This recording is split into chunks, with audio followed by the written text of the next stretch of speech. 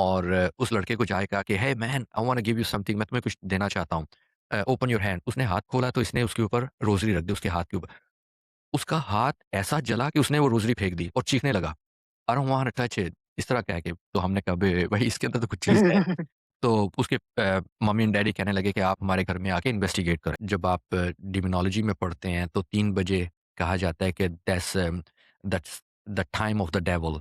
और जो हम क्रिश्चियनिटी प पढ़ते हैं कि everything if somebody knock 3 time is a devil. आप प्लीज़ आके हमारे घर में देखें कि ये क्या हो रहा है। मेरा बेटा रात को सो नहीं पाता। हम जब भी घर में आते हैं तो हमें बहुत अनईज़ी फ़ील होता है। और ये जो Mhm. शैडो पीपल हैं कुछ लोगों को तो ये दिन के वक़्त भी नज़र आए। ज़्यादातर फॉरेस्ट एंड Okay. ओशंस के पास बहुत दूर नज़र आएँगे। और ये सिर्फ़ ऐसी एंटिटीज़ हैं जो ह्यूमन बीइंग को स्टडी कर रही हैं।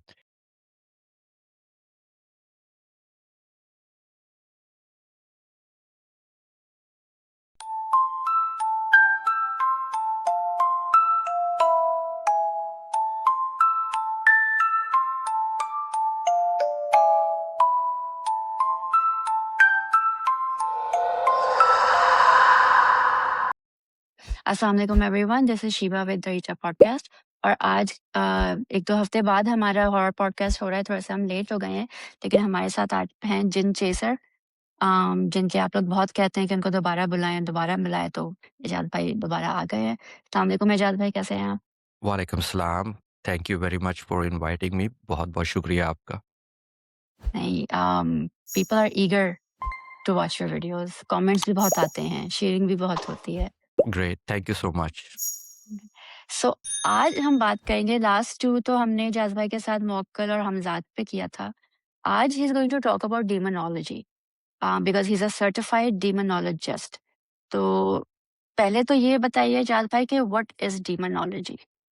ओके, डिमोनोलॉजी जो है ये बहुत सारे जो सब्जेक्ट्स हैं, जो पैरासाइकोलॉजी या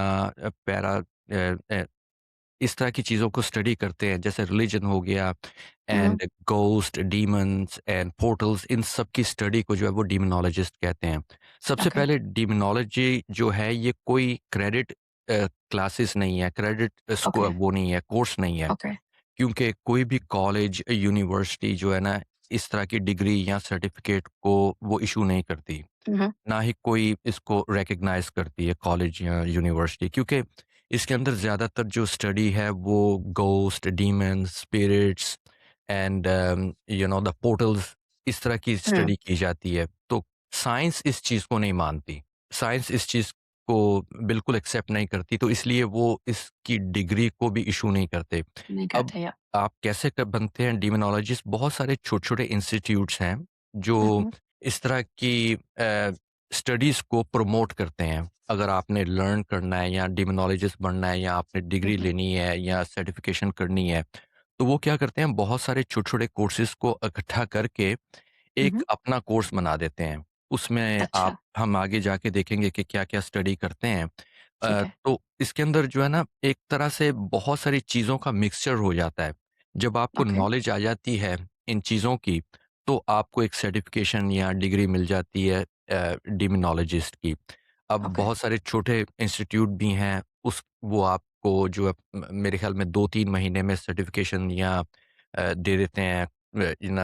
डिग्री करने के लिए ओके, आपको तकरीबन कम से कम साल चाहिए, क्योंकि उसके ओके, अंदर जितना बड़ा स्कूल होगा, जितना बड़ा बड़ा उसका इंस्टीट्यूट होगा, तो हुँ, वो हुँ, उसके अंदर स्टडी भी उतनी डिफ़िकल्ट होगी। तो ये डिपेंड करता है कि आप कहाँ से करते हैं। Okay. So what does a demonologist do?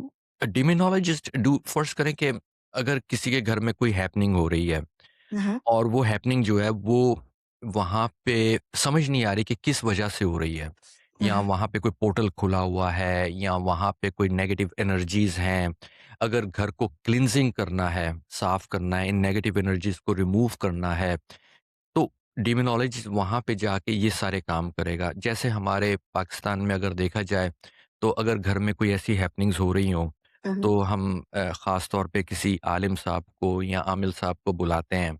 तो हुँ, कहते हैं हुँ, कि आप हमारे घर में आके कुरान पाक पढ़ें या कुछ पानी का छिड़काव करें, पड़े हुए पानी का छिड़काव हुँ, करें हुँ, या कुछ अज़ान दें वहाँ पे, जी, तो ताकि जो नेगेटिव एनर्जीज़ हैं वो हमारे घर से दूर हो जाएँ।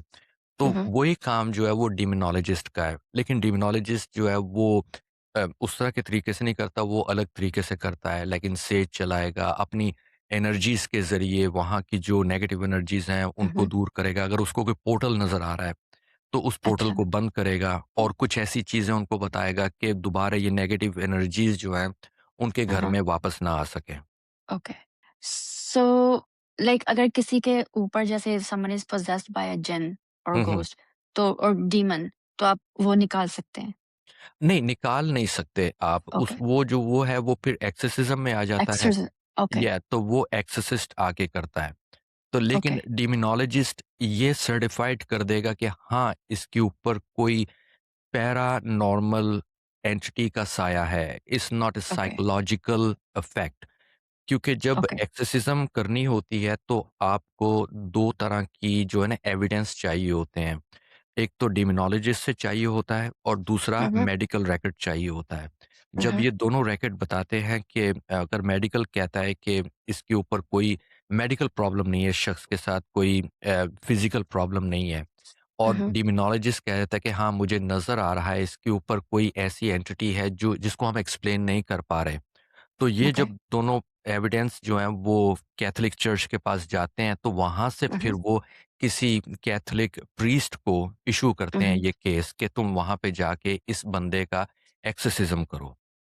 ओके, क्योंकि उसके पास अच्छा ये डिमोनोलॉजिस्ट के पास ये अथॉरिटी नहीं है कि वो एक्सोर्सिज़्म कर सके। कर सकें, okay. Yeah so we also have ghost hunters and paranormal investigators तो या उनमें क्या फ़र्क है? Oh! Ghost hunter okay.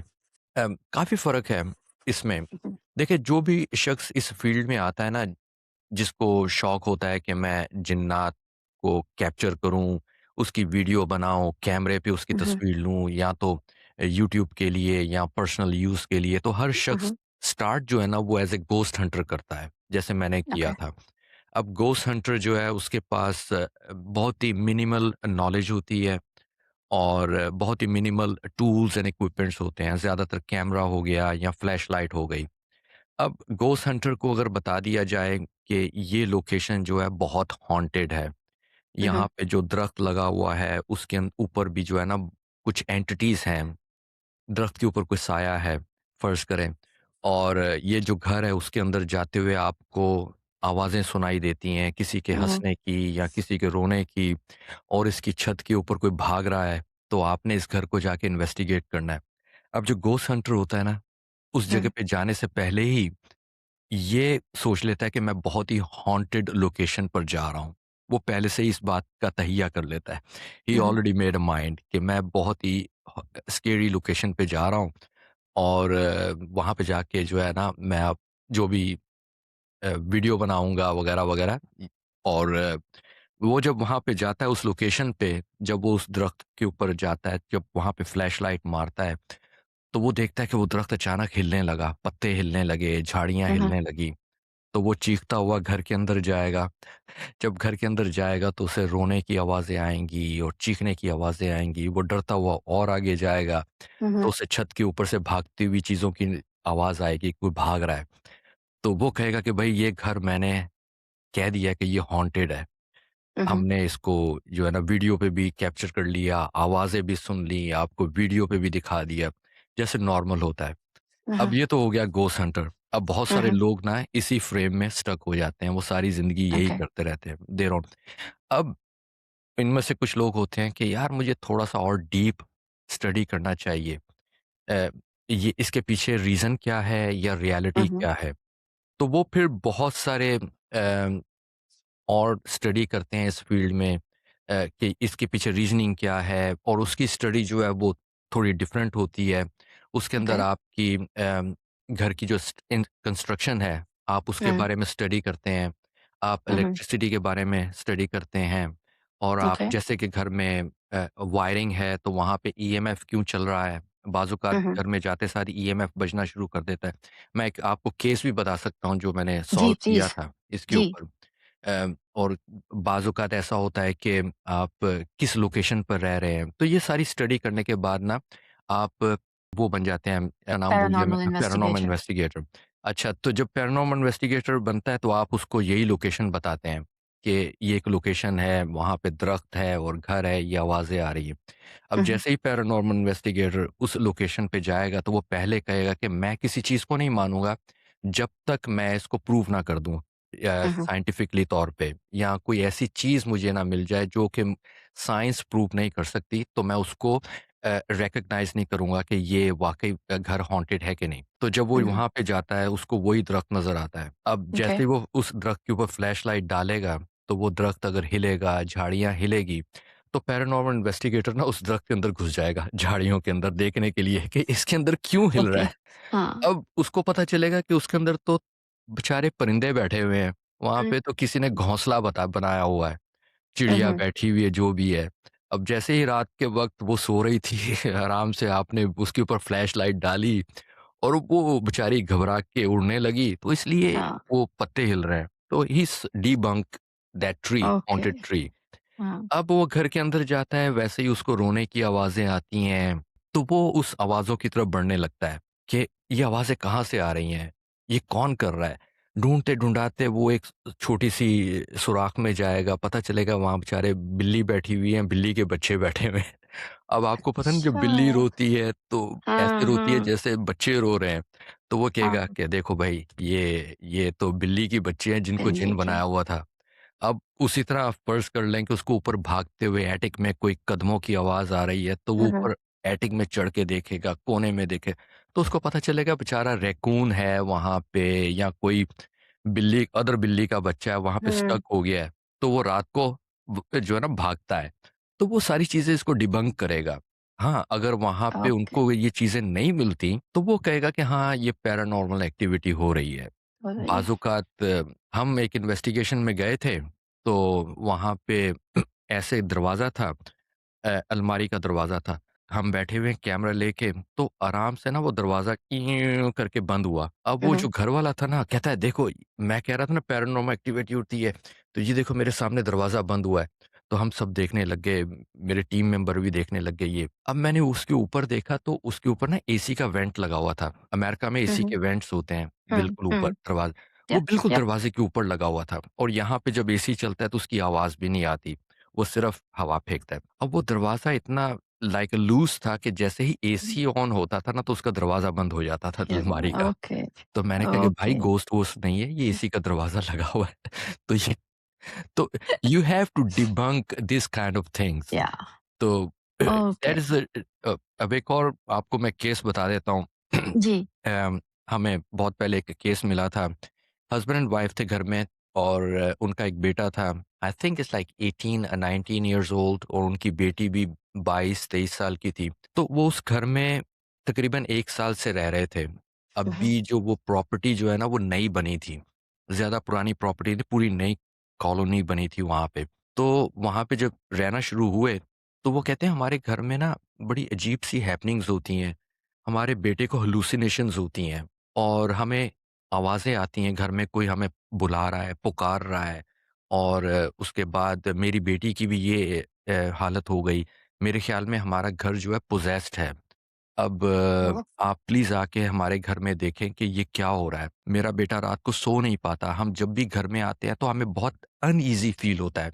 We don't want to okay. Stay in the house. जब हम घर से बाहर जाते हैं तो हम बिल्कुल नॉर्मल होते हैं। तो देखने में तो ये केस बहुत ही हॉन्टेड है कि आपके घर में हुँ, कोई ऐसी नेगेटिव एनर्जी है या कि जो आपको घर में रहने नहीं दे रही, आपको सोने नहीं दे रही। तो हम पूरी टीम गए वहाँ पे इन्वेस्टिगेट करने के लिए। अब मेरी टीम में ज़्यादातर लोग वो डिमोनोलॉजिस्ट नहीं हैं, हुँ, या वो ज़्यादातर तो यू नो लेके चले जाते हैं वहाँ मीटर वगैरह घोस्ट हंटिंग हुँ, के हुँ। लिए। तो वहाँ पर गए, तो सब बैठे हैं, वो वीडियोज़ बना रहे हैं, हमें कुछ भी नहीं मिला, कोई साइन नहीं मिला। अब मैंने वहाँ पे सिर्फ़ ये एक टूल इस्तेमाल किया था, it's like a EMF meter. It's a okay. Very simple tool. अब तो हुँ, बहुत एक्सपेंसिव आ गए हैं। तो अब ये है कि अब मैं बिल्कुल अ, इलेक्ट्रिसिटी के पास बैठा हूँ ना, ये नहीं बजेगा। जब तक इसको वेरी हाई ईएमएफ वो नहीं मिलेगी, एनर्जी नहीं मिलेगी, तो ये हुँ, हुँ। बजेगा नहीं। अब ओके। जो है सब कुछ कर लिया, तो मैंने इसको ऑन किया। अब मैं इसको ऑन करके घर के अंदर जैसे ही ऊपर लेके जाता हूँ अपने सर से, तो हुँ, ये हुँ। एकदम साइलेंट हो जाता है, खामोश हो जाता है। अब जैसे ओके। ही मैं इसको नीचे लेकर आता हूँ, अपनी कमर के पास, तो ये एकदम टी, टी, टी, टी, टी बजना शुरू हो जाता है। जैसे ही ऊपर लेके जाता हूँ तो ये बंद हो जाता है। मैंने कहा ओके। ये क्या फिनोमेना है? अब लोग कहेंगे कि शायद इस घर में बौने जिन है। ज हमारे तो ये कहेंगे ना जिन है, वो निचली हाइट पर जिन है हुँ, और ऊपर जो है ना वो बज नहीं रहा। तो अब मैं जैसे ही पूरे किचन में लेकर जाऊँ, अच्छा पूरा जो घर है ना, समझ हुँ, लें आप इतना है। अब मैं ओके, इस जगह पर लेकर आऊँ तो ये बंद हो जाए, इस जगह पर लेकर आऊँ, एक छोटा-सा रेडियस था, ये ओके, तकरीबन 8-10 फीट का या 15 फीट का होगा। उस रेडियस के अंदर ना ये बज रहा है, ओके। घर के अंदर। और मैंने कहा कि ये क्या फिनोमेना है? घर के अंदर बज रहा है और जहाँ पे उनका लिविंग रूम और किचन भी आता है। और जब मैं दूसरी तरफ लेके जाता हूँ नहीं बजता, तो मैंने उनका बैकयार्ड खोला, तो मैं बैकयार्ड पे चला गया, तो मज़े की बात है बैकयार्ड में भी उसी रेंज में बज रहा है, लाइक 10 एंड 15 फीट।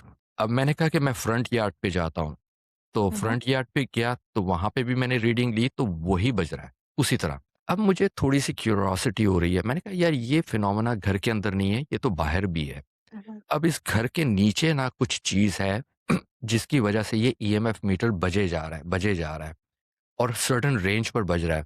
मैंने उनको कहा कि देखें आप ऐसे करें इस घर का सर्वे करवाएँ। हुँ, हुँ। जिस जहाँ पे आपका घर बना हुआ है क्योंकि यहाँ पे लैंड सर्वे हो जाता है। यप। आपको उसके पैसे पे करने पड़ते हैं कि हुँ, हुँ, आपने घर जिस चीज़ के ऊपर बनाया हुआ है, उसके नीचे कोई ऑयल टैंकर तो नहीं है या कोई ऐसी चीज़ तो नहीं है। हुँ, हुँ, तो उन्होंने कहा ठीक है हम ये करवा लेते हैं। तो उन्होंने मेरे ख़्याल में 1 महीने के बाद हमें बताया कि हमारे घर के नीचे बहुत बड़ी अ, इलेक्ट्रिसिटी की पाइप्स जा रहे हैं। यानी कि वो हैं uh, like what you call poles और ओके, बिल्कुल सामने जो है ना एक बहुत बड़ा कोई मैं फ़ोन का नाम नहीं लूँगा, वो फ़ोन कंपनी का टावर लगा हुआ था, बहुत ओके। ऊँचा।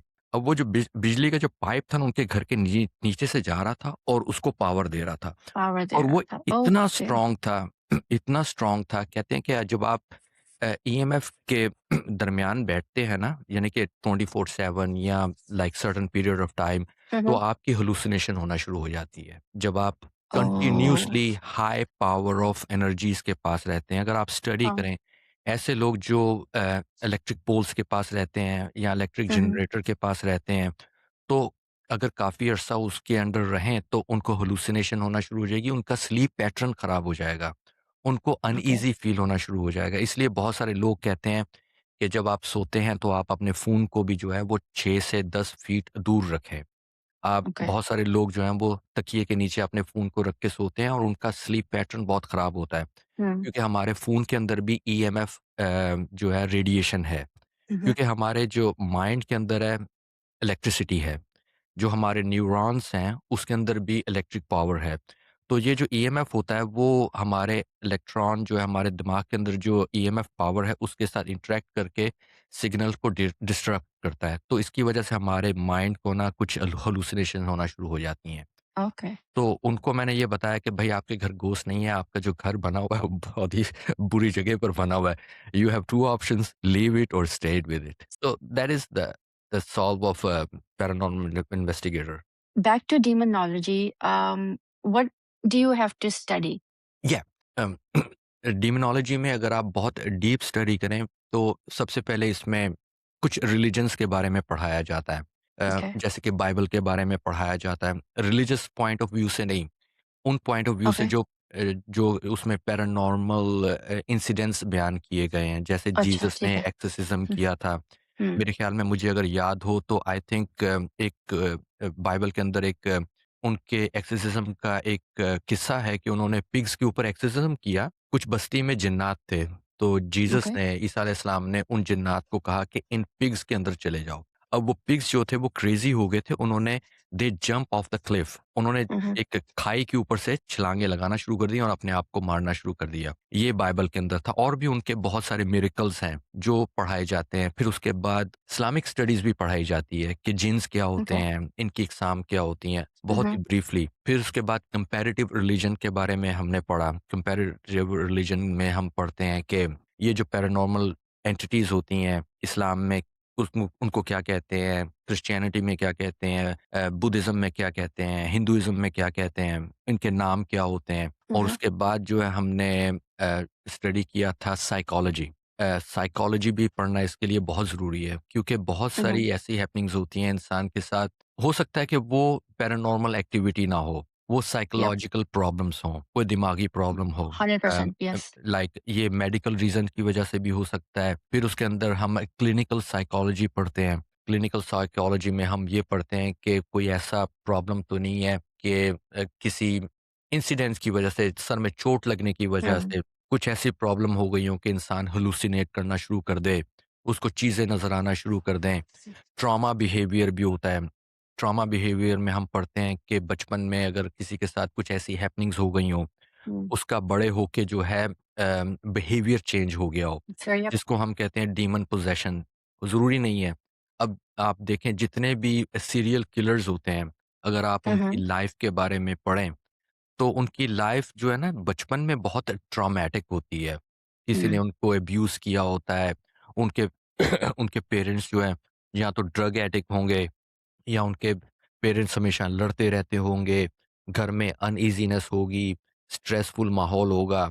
तो वो जब बड़े होते हैं तो उनके अंदर एक ऐसा बिहेवियर पैदा हो जाता है कि हमने सोसाइटी से इंतकाम लेना है, हमने हुँ, सोसाइटी को ख़त्म करना है।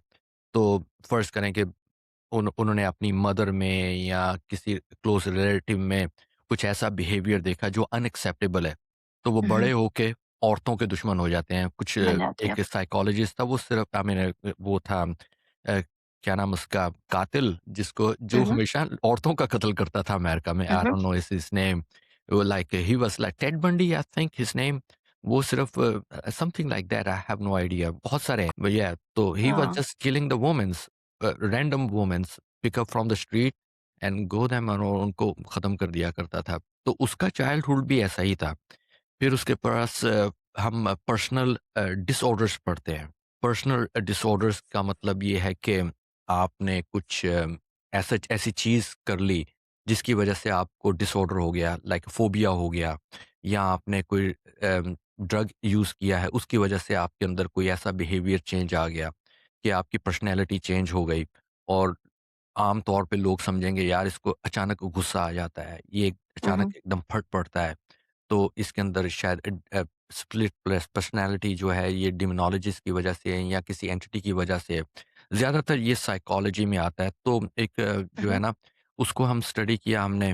फिर उसके बाद आ जाता है पैरानॉर्मल इन्वेस्टिगेशन एंड पैरासाइकोलॉजी।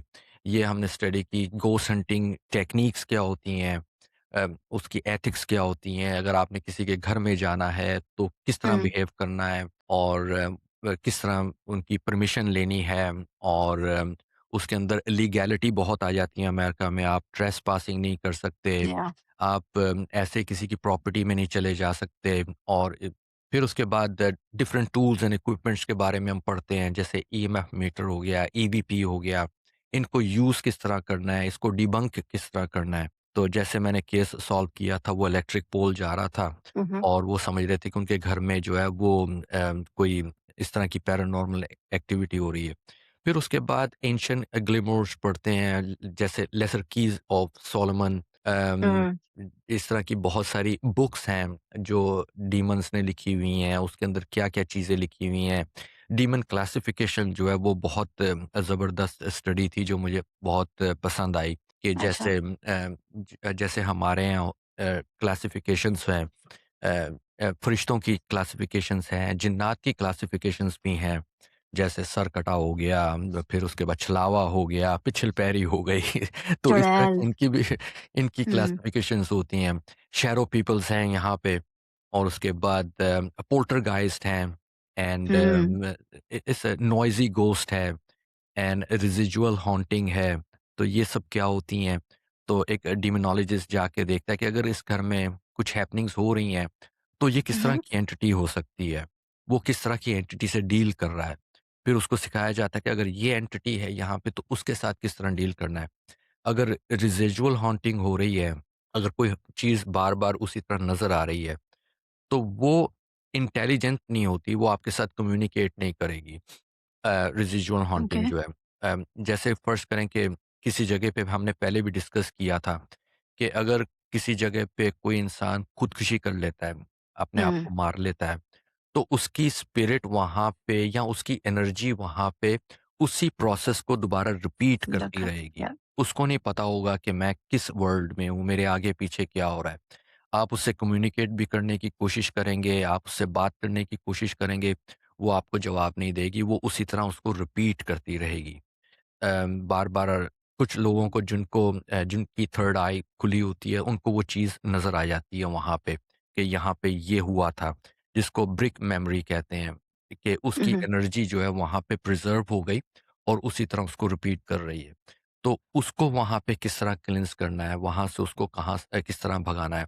फिर उसके बाद शैडो पीपल्स आ जाते हैं। बहुत सारे लोग कहते हैं कि हमारी रात को 3 बजे आँख खुली, तो हमने देखा हाँ, कि ये क्या है? मैंने बहुत सुना है कि रात में 3 बजे लोगों की आँख खुलती है। मेरी भी खुलती है, मुझे तो कुछ नहीं नज़र आता। Like what is this? मेरी तो मेरे ख़्याल में हर दूसरे-तीसरे दिन खुल जाती है। 3 बजे 3 बज के 10 देखें like it's a change of I think it's like a change of a different dimension हमारे जो okay. Like other dimension and this dimension when they collapse there something happen which we don't know कि उस वक़्त जो है ना कुछ पर्दा हट जाता है। जैसे हमारे इस्लाम में बताया गया है कि रात को तहज्जुद का पढ़ना बहुत ज़रूरी है। आप तहज्जुद पढ़ें तो हुँ, बहुत हुँ, अच्छा होता है। हुँ, तहज्जुद के वक़्त अल्लाह सुब्हान व तआला पहले आसमान पर आ जाते हैं, अगर हुँ, हुँ, हम इसको हदीस से सुने। अब हुँ, अल्लाह सुब्हान व तआला तो उनको तो पहले आसमान पे आने की भी ज़रूरत नहीं है, वो तो हमारी हुँ, हुँ, इशारत से भी करीब है। हुँ, लेकिन ये बिल्कुल। मेंशन क्यों किया गया है कि वो इतने करीब आ जाते हैं? Something is opening, something is hmm, getting very close और रात को ही तहज्जुद क्यों पढ़ी जाती है 3 बजे, साढ़े 3, 4 बजे? क्योंकि ऐसी एंटिटीज़ जो ऊपर से नाज़िल होती हैं या उनकी शिफ्ट चेंज होती है, उससे हम बचें, उससे हम आप हिफ़ाज़त करें। इसीलिए हमें तहज्जुद का कहा गया है कि उस वक़्त जब आप कोई दुआ माँगते हैं या अल्लाह से कुछ पुकारते हैं, कुछ अर्ज़ करते हैं, तो वो बहुत हुँ, जल्दी हुँ, सुनी जाती है।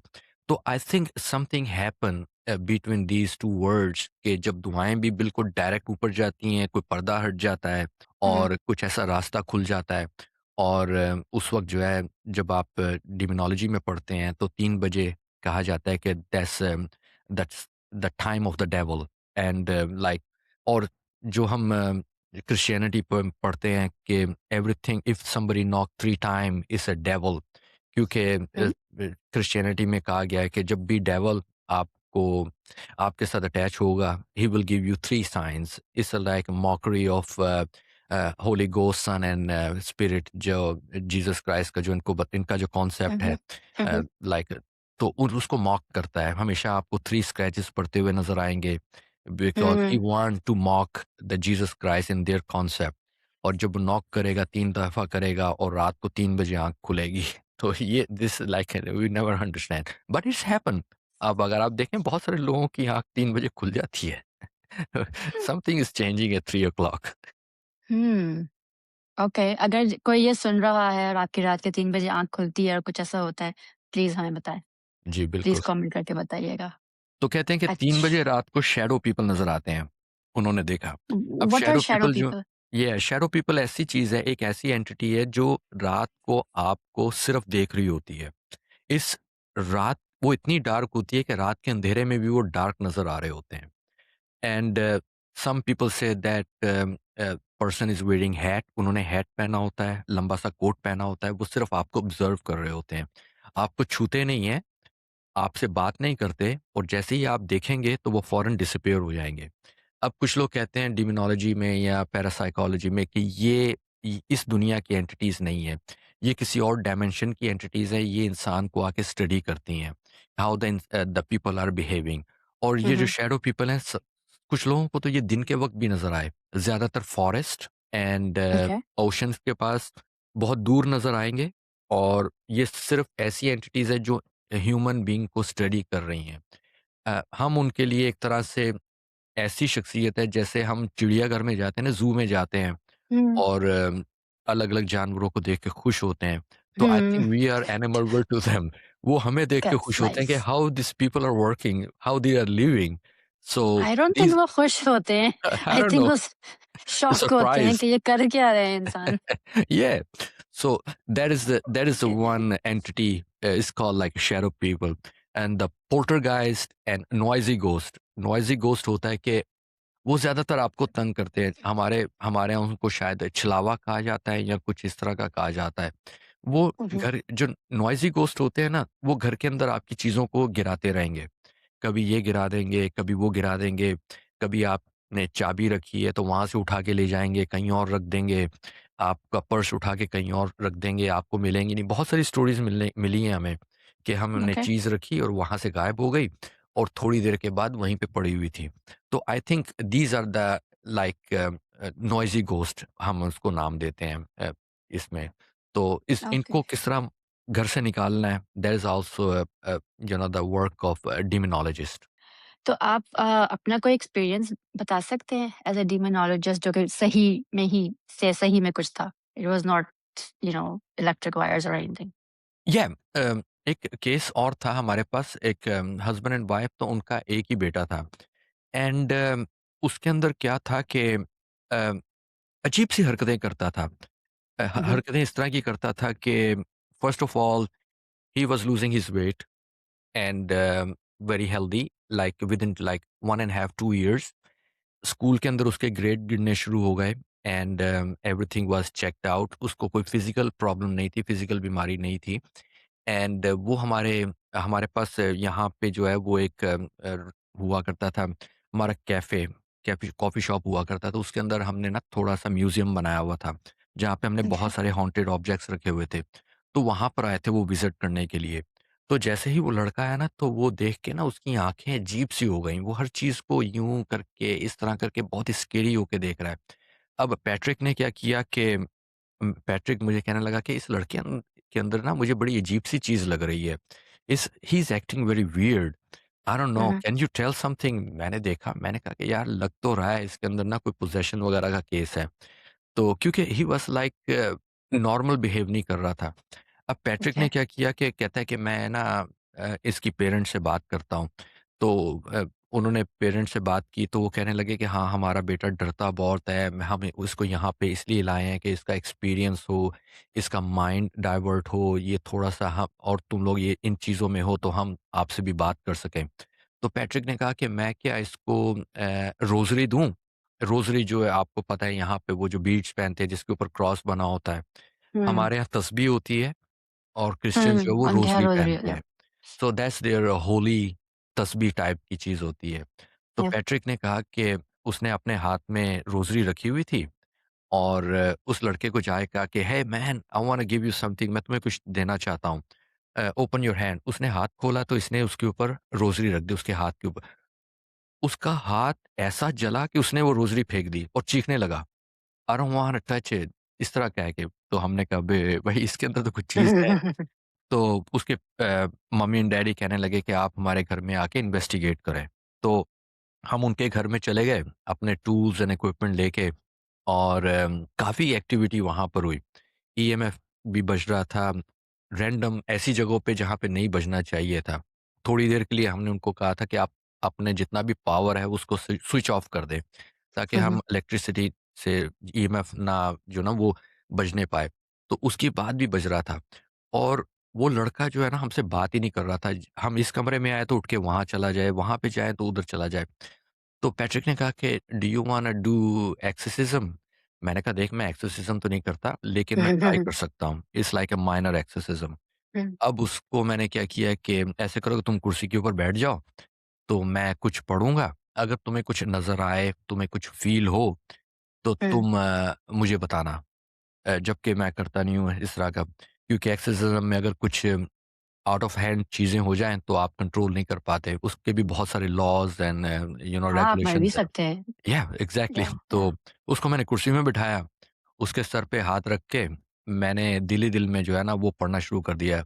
सूरत अल फलक, सूरत अल नास और आयत अल कुर्सी। अब मैं ऊँची हुँ, आवाज़ में नहीं पढ़ रहा कि वो कहेंगे क्या पढ़ रहा है।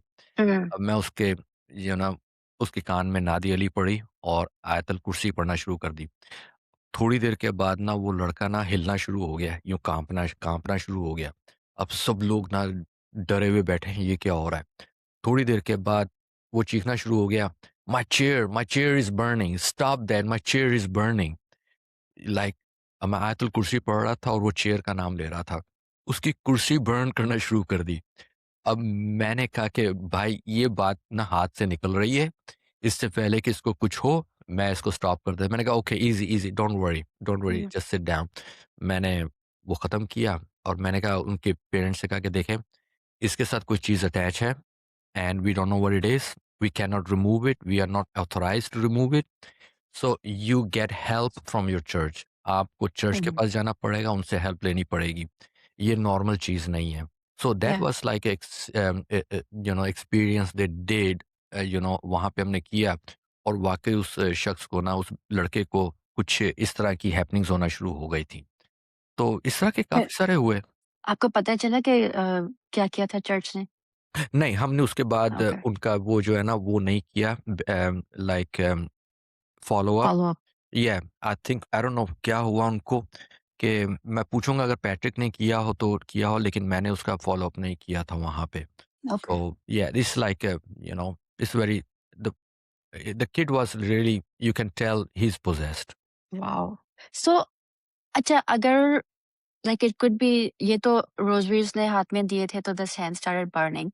जैसे वो नहीं देता तो फिर भी आप यही करते कंक्लूजन होता नहीं, उस वक़्त फिर हमें कोई इंडिकेशन नहीं मिलती कि इसके ओके, साथ कोई पैरानॉर्मल एंटिटी जुड़ी हुई है। क्योंकि जो भी भले वो अम, इस्लाम में हो या क्रिश्चियनिटी में हो, ये हमेशा अपने रिलीजन से ना वो हेट करेंगे, अपने रिलीजन से डरेंगे। हुँ, भले कोई डीमन हुँ, भी हुँ, हो, तो वो बाइबल पढ़ना पसंद नहीं करेगा, प्रीस्ट को पसंद नहीं करेगा हुँ, एंड चर्च जाना पसंद नहीं करेगा।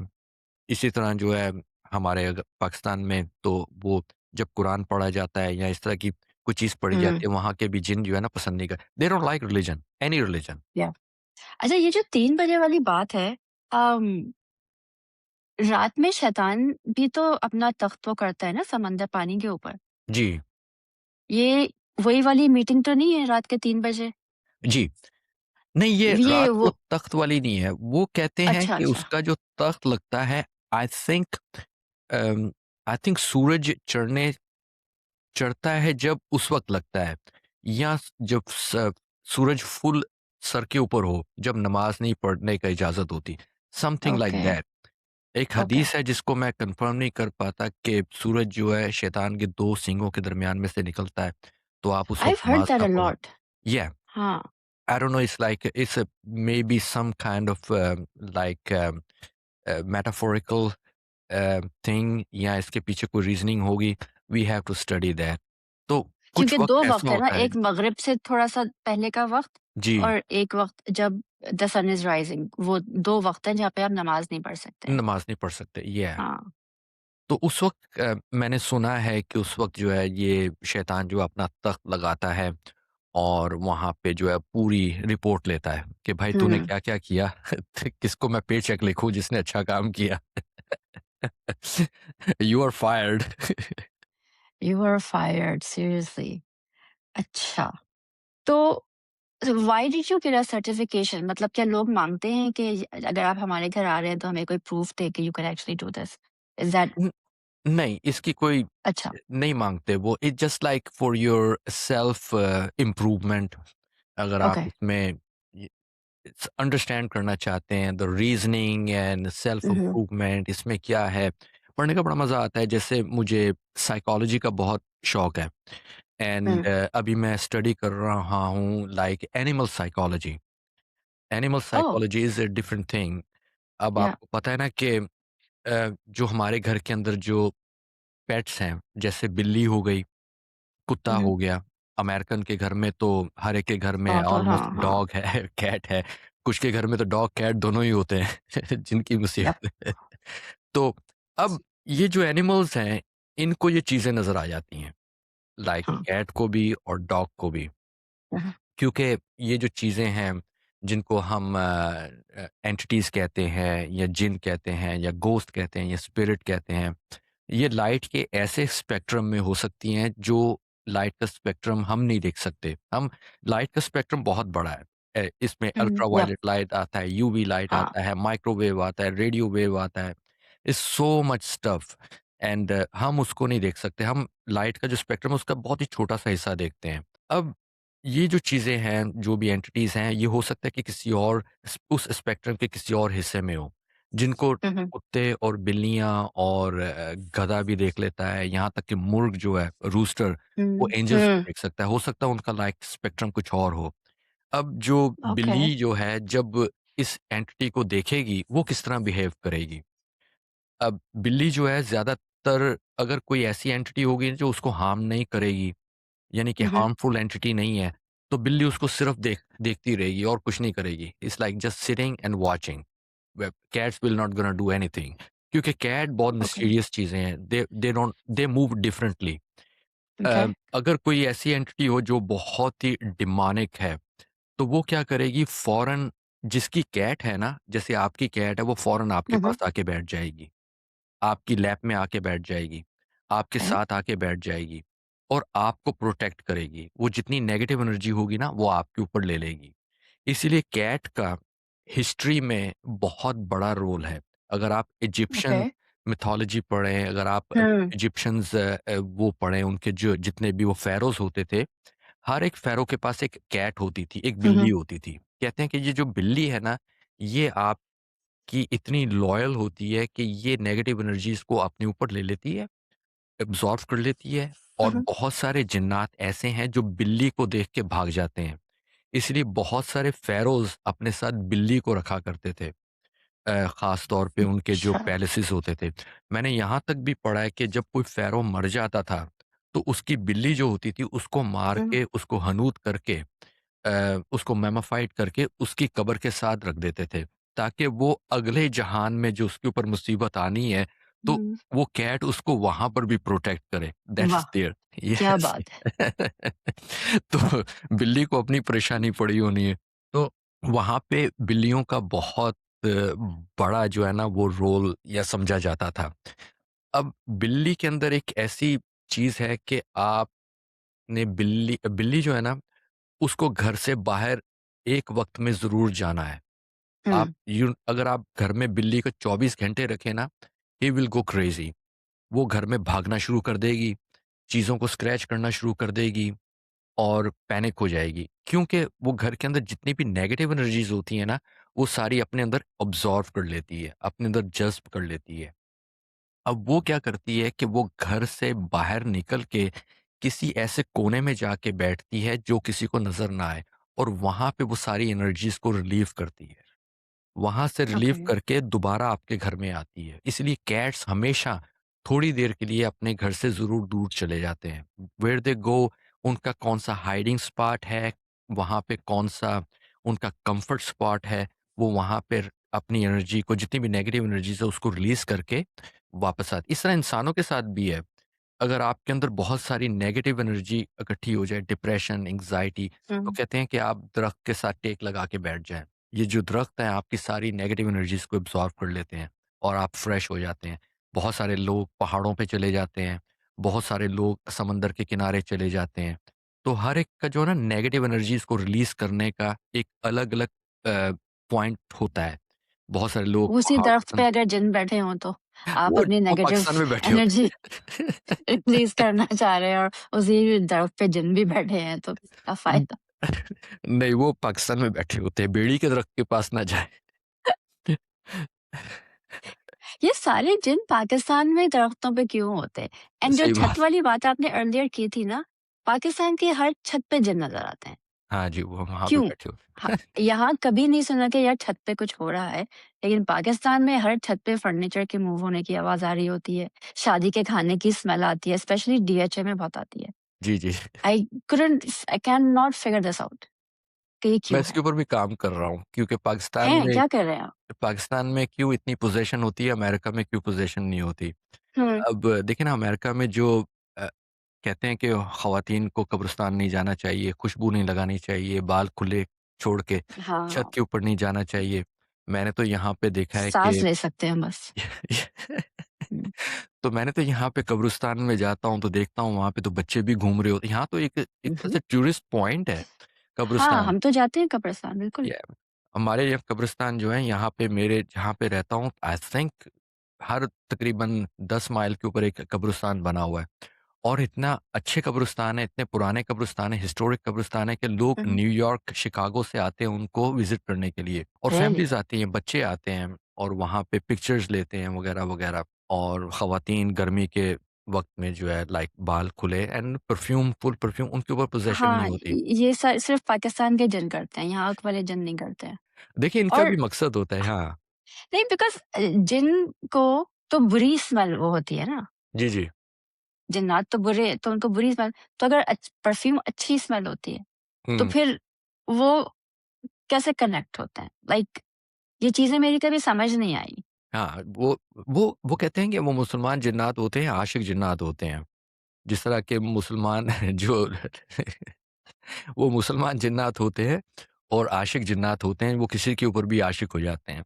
वो बुरे जिन्नात नहीं होते, फिर उनको रुक़्या करके और उनको शरई बातें बता के जो है उनको हुँ, भगाना बहुत आसान होता है। जिस तरह के वो होते हैं ना छिछोरे लड़के जो सड़क के ऊपर बैठे होते हैं, तो ये वो कैटेगरीज़ में आती है। इनकी कैटेगरीज़ मैंने बनाई है जिन्नात की खुद ही। इंशाल्लाह नेक्स्ट हुँ, पॉडकास्ट में मैं उसको एक्सप्लेन करूँगा कि इसकी रीज़निंग क्या है। क्यों पाकिस्तान में पोज़ेशन होती है और क्यों अमेरिका में पोज़ेशन नहीं होती? क्यों पाकिस्तान में लोगों को इतने फिट्स पड़ते हैं और उहुँ, उनके बच्चियों के हाथ-पाँव मुड़ जाते हैं? वहाँ पर क्या होता है? उसके पीछे रीज़निंग क्या है? और अमेरिका में ऐसा क्यों नहीं होता? इसके पीछे भी एक बहुत लाइक मंतिक है, रीज़निंग है। वी कैन उहुँ। Discuss for next time. Yeah it's yeah like a whole I mean different. America में भी होता है, ऐसा नहीं है कि नहीं होता, जी, जी। लेकिन हर घर में नहीं हो रहा होता है। वहाँ हर तो घर में हर घर की छत हर में घर में कुछ तक ना कुछ हो रहा हर घर में अमेरिका में डिफरेंट वे से हो रहा होता है। वो हम डिस्कस अच्छा, करेंगे। हाँ, या ओके, परफेक्ट, ऑलराइट। और कुछ रह गया डिमोनोलॉजी के बारे में इजाज़त भाई जो आपको लगता है मैंने नहीं पूछा? ये डिमोनोलॉजीज़ के बारे में ये है कि आप इसमें जितना आप स्टडी करें, उतना ही अच्छा है। आप अपने जो भी घोस्ट हंटर हैं पाकिस्तान में, थोड़ा-सा और उसको स्टडी करें। मेरा तो ये मशवरा है कि हर जगह को हॉन्टेड ना बनाएँ, परफेक्ट रीज़निंग ढूँढें कि वाक़ई हुँ, वो जगह हॉन्टेड है। लोगों में डर और खौफ ना फैलाएँ सिर्फ़ व्यूज़ लेने के लिए। क्योंकि जब आप डर और खौफ फैलाते हैं, तो उसके अंदर जो नई नस्ल जो है, वो बहुत साइकोलॉजिकली वो बहुत डिस्टर्ब हो रही है, मैंने ये देखा है। Hmm, and hmm, that is not the reasoning because आप अच्छा काम करेंगे, हो सकता है आपके रिव्यूज़ ना आएँ, आपके सब्सक्राइबर ना बढ़ें, लेकिन आपकी क्रेडिबिलिटी बढ़ जाती है। क्रेडिबिलिटी वाक़ई बढ़ेगी ही अगर एग्ज़ैक्टली। किसी को कोई प्रॉब्लम होगी, तो वो ऐसे शख्स को नहीं बुलाएगा कि जिसके हर वीडियो में जिन आ रहे हैं। लेकिन अगर हुँ, ऐसे शख्स को बताएगा कि जिसने 100 इन्वेस्टिगेशन की हैं, उसमें से 20 को बताया कि हाँ, ये जगह वाक़ई हॉन्टेड है। क्योंकि अमेरिका में आपको पता है कि क्रेडिबिलिटी जो है ना, वो बहुत इम्पोर्टेंट मानी जाती है। बहुत इम्पोर्टेंट है, यहाँ हाँ, पे क्वांटिटी नहीं देखी जाती, यहाँ पे क्वालिटी देखी जाती है।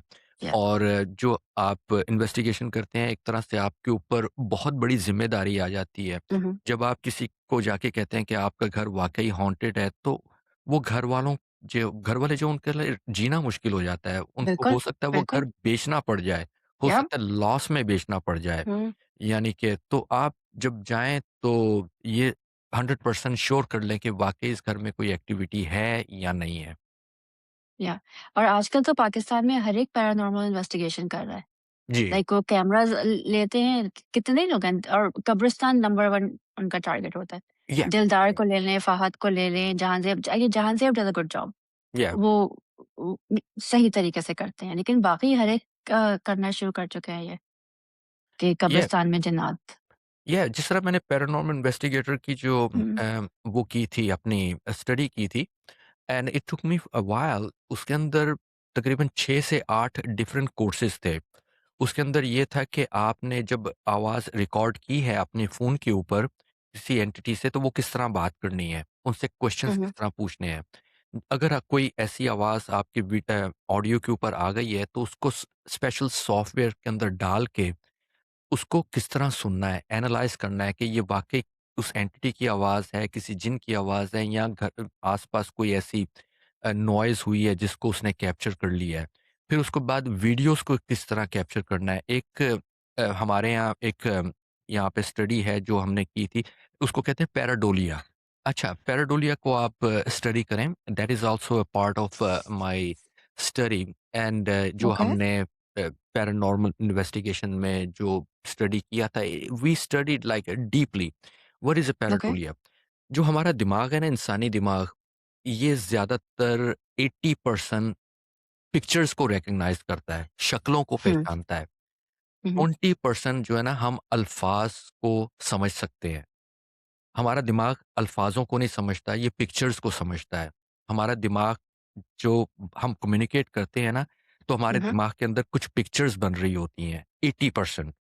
हुँ, 20% हमें अल्फ़ाज़ समझ आ रहे होते हैं। मिसाल के तौर पे, अगर मैं चाइनीज़ में आपको सेब का कहूँ, एप्पल, हुँ, अगर हुँ, आपको चाइनीज़ नहीं आती, तो आप कहेंगे कि तुम क्या कह रहे हो? I don't understand. चाइनीज़ में अगर मुझे भी सेब का नाम नहीं पता, हुँ, तो आप नहीं समझ पाएँगे क्योंकि आपने वो वर्ड्स नहीं सुना हुआ। लेकिन हुँ, उस चाइनीज़ वर्ड के साथ अगर मैं सेब की पिक्चर दिखाऊँ, तो आपको फ़ौरन पता चल जाएगा कि अच्छा, ये चाइनीज़ में सेब माँग रहा है या कह रहा है। इसी ओके, तरह हमारा दिमाग ना हर वक़्त पिक्चर्स को सोचता रहता है। जैसे मैं आपको या कोई स्टोरी सुनाऊँ कि मैं जा हुँ, रहा था, अंधेरी रात थी, सुनसान सड़क थी, आस-पास दरख्त थे और अंधेरा छाया हुआ था, दाएँ तरफ एक घर था और घर की हुँ, हुँ, खिड़की में से कोई झाँक रहा था। तो जब आप सुनेंगी ना, तो पूरी पिक्चर्स आपके दिमाग में बनती चली जाएगी। तो या हमारा दिमाग हर चीज़ को पिक्चर्स में रिकॉग्नाइज़ करता है। जिस चीज़ को हमने नहीं देखा, हमारा दिमाग उस पिक्चर्स उस चीज़ को तो नहीं अंडरस्टैंड कर नहीं कर सकते, या सकता। तो इसलिए हमारे दिमाग के अंदर एक कैपेबिलिटी होती है, जब वो रैंडम चीज़ें देखता है ना, तो फ़ौरन हुँ, हुँ, उसको वो तस्वीर बनाने की कोशिश करता है जो हमने पहले देखी हो, या उस मुशाबहत की चीज़ बनाने की कोशिश करता है। जिस हुँ, तरह एब्स्ट्रैक्ट आर्ट होता है। अब हुँ, अगर हुँ, आप एब्स्ट्रैक्ट आर्ट देखें, तो उसमें मुझे नज़र आएगा कि ये दरख्त है, दूसरा कहेगा नहीं ये पौधा है, तीसरा कहेगा नहीं ये कोई भैंस बनी हुई है, कोई कहेगा ये बकरी बनी हुई है। हर इंसान का माइंड ना उस पिक्चर को अलग तरीके से देखेगा। हुँ, हुँ, अब पैराडोलिया क्या होता है कि दिमाग का ये जो इफ़ेक्ट है ना, वो रैंडम चीज़ों को, रैंडम लाइनों को देख के एक रिकॉग्नाइज़ फेस बनाने की कोशिश करता है। ज़्यादातर ये चेहरा बनाने की कोशिश करता है, क्योंकि हुँ, हुँ, हम दिन-रात जो है ना, जब किसी से बात करते हैं तो इंसान का चेहरा ही देखते हैं। यप, आपने देखा होगा कि बादल जब आते हैं तो उनमें कोई रैंडम शक्लें बन जाती हैं बादलों अल्लाह का में। नाम नज़र आ जाता है लोगों अल्लाह को। का नाम नज़र आ जाता है। कोई कहता है हाँ, कि ये मुझे भैंस नज़र आ रही है, कोई कहता है मुझे हुँ, बकरी नज़र आ रही है, कोई कहता है मुझे बिल्ली नज़र आ रही है, कोई कहता है मुझे हुँ, बर्ड नज़र आ रहा है। वो बादल इस तरह सेटअप हुए होते हैं कि हमें हमारा दिमाग कोशिश करता है कि मैं इसको तो रिकॉग्नाइज़ करूँ उस चीज़ में कि जो मुझे पता है। इसी पता तरह है। पौधे, जब आप पिक्चर्स लेते हैं, तस्वीरें लेते हैं पौधों की, तो बाज़ औक़ात पौधों की फ़ॉर्मेशन ऐसी होती है कि हमें फ़ेस बनना शुरू हो जाता है।